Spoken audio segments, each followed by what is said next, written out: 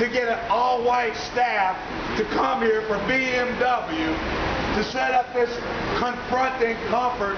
Well, see, I'm confronting their comfort by smoking a cigarette. So they told me put it out. I said, call the police. You want a cigarette out? Call the police. I'm confronting your motherfucking comfort. And anybody else want a cigarette? Anybody else want to smoke? Call the fucking police. Get some more white people in here. Call the police. This is a New York City Call car. the police. Call the police. I told you, call the police. Call 911. Call the police. We're confronting your comfort here. I'm seeing we're making you very uncomfortable. Good. That's what we came here for. And I tell you what, get some black and Latino kids working down here. Not a bunch of white yuppies. This ain't a fucking white yuppie neighborhood all the way yet. What are you doing? Go to work. See if you can hire some black and Latino kids that don't have jobs for the summer. I don't know why you got to have all white people working here. This is not a white people city. I'm sorry, I'm confronting your fucking comfort. What are they doing for the community? Anybody got a few words? Go ahead. Well, what they're doing for the We're waiting for the police to show up.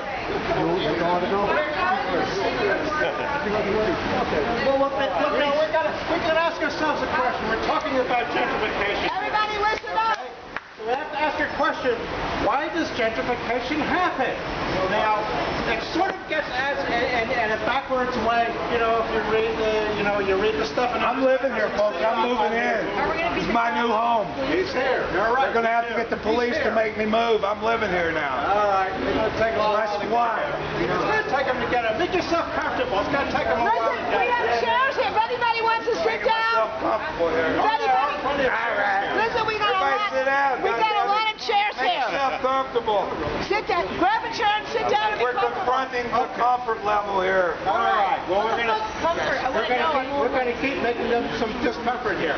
Why does gentrification happen? Right? We always hear it's always a Everybody listen up. This is an education. all right. Now, of course, the powers that be never use the word gentrification because they don't want to call things. We use the word gentrification because we think you should call things by their real name. Now, they always use euphemisms. Oh, it's progress. Oh, it's, you know, money coming into a neighborhood. Less crime. We're cutting down on crime. It doesn't just happen.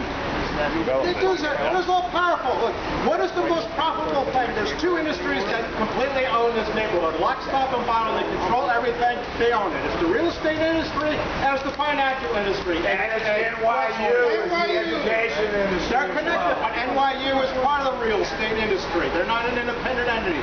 NYU, Columbia, they're completely part of the real estate industry. It's the same continuum.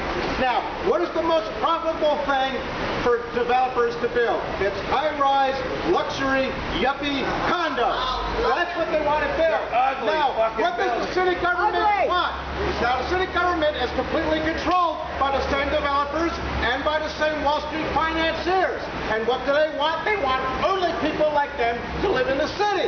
So they have the same exact interest. So they rezone, they give incentives, these developers get all kinds of subsidies and everything, and they force it into the neighborhood. It doesn't just happen. They don't wake up one day and say, hey, look, here's this ethnically diverse, artistic neighborhood with all kinds of poor people trying to make something of their lives. Hey, let's go in there and put in a couple of condos. They don't just wake up one day and say this. What they do is they see this as a way of making money. They see the Puerto Ricans, the black people, the communists, the anarchists, the squatters, all the artists, all the community people who built this neighborhood. Those are the people who made this neighborhood, who made the neighborhood cool, who made the neighborhood hip.